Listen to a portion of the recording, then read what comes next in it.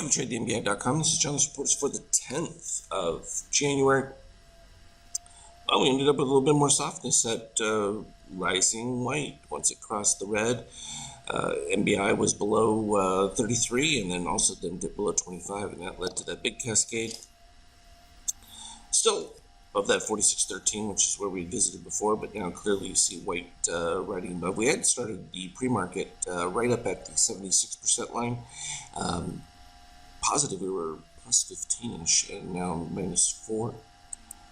Still ways in pre-market though. What can happen there? The YM, not as bad, and that shows the move to quality value, as some would describe it, as opposed to the speculative nature of the NASDAQ, which has seen huge drawdown. In fact, taking out the low right here was 15,492, and we were at 15,510. So just a tiny fraction more, and you'll take out this previous low, in which case it just brings us back to where we had all these series of positive extremes, and the last one being all the way down there at the 15.2 range. So still potential for some to go, but this is also representing, you got now almost half the stocks in the NASDAQ are below their 50% retracement levels, which that's pretty significant.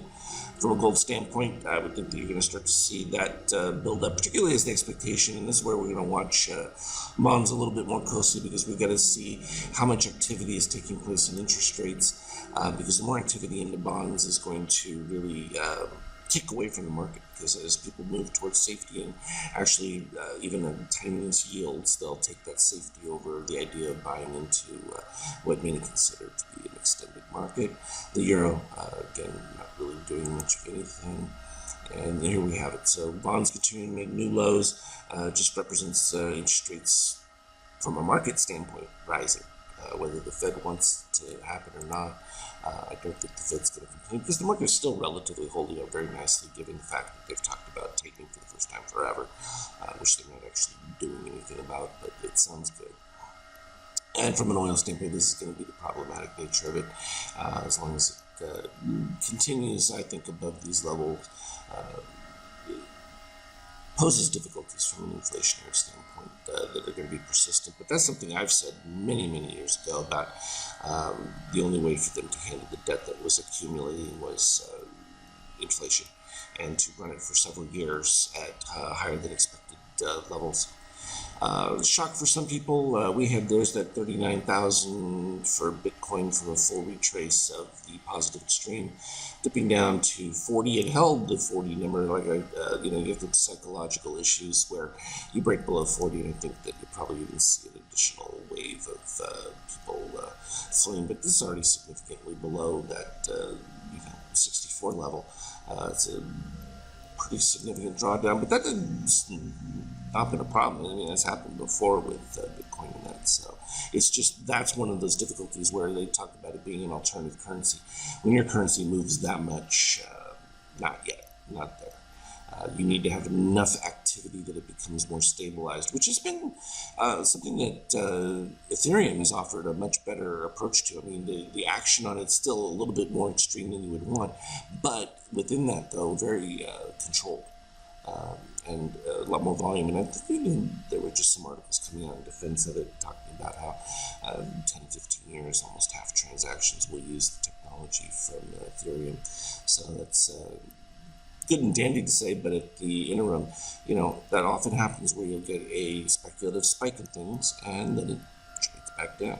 Of course, 3,000 is going to be a key area, just like 4,500 was, where it really just couldn't break above, and going back to peak era, we stayed up in the 3,500 area for quite some time, and it just became these fluctuation points where it gets stabilized and then breaks down.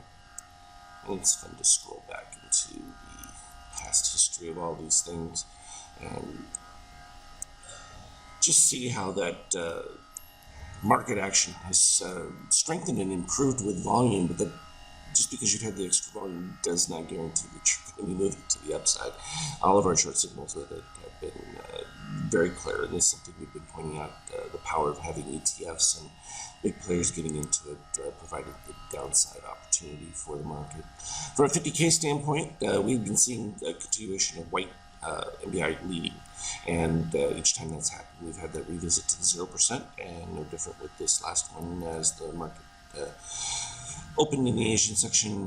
We headed all the way down to the bottom. What was the low so far?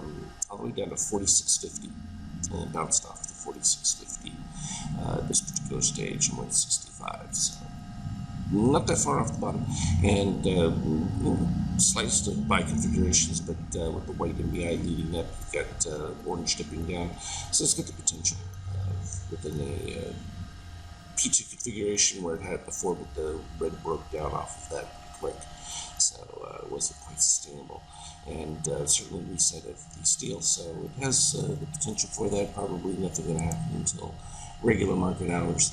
Intraday from Friday, a lot of up and down, but clearly every time we were getting short signals on that, we were getting a nice dip throughout, and even producing a series of buys in soft periods. So when I see something like this, is why I wanted to point this one out.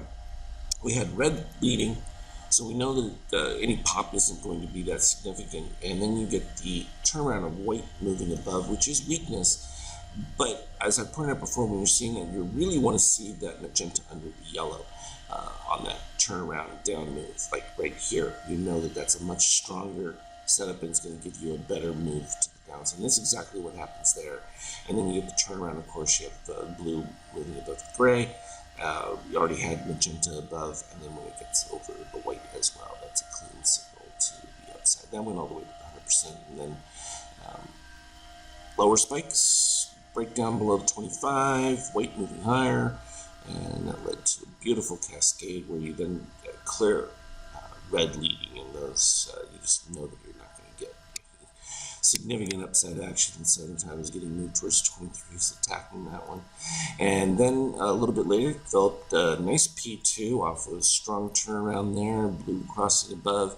We had the orange on the DOC dipping below with green, and gold rising on the shakeouts. So all those things giving us strong trend capability, and boom, that one took us right up to the peak, which pretty much held up as far as the top side of things, broke down a couple of times, and then towards the end of the day filled back into there was only a couple of positive extremes that took place through that, and it's already been satisfied, but then breaking down all the way to the lows in the post market right there, and then we just bounced up and down off of that at this particular stage. A little bit of softness within that white, and anytime you see that failure of MBI magenta around that 25 level, usually presents some degree of weakness.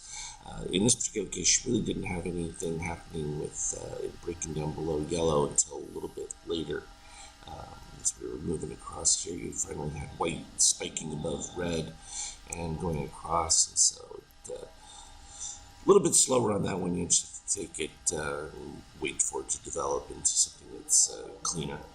From my standpoint, if you catch it at the peak, then you're fine. You're able to go with the moves on that one. But one like this, I think, is a little bit more speculative when you jump to it early, pop down. But certainly they're playable, and gives you an opportunity to take advantage of, if you see, particularly like in this case, decline and shakeout situations where you're already negative and it's not likely to turn around immediately on that setup.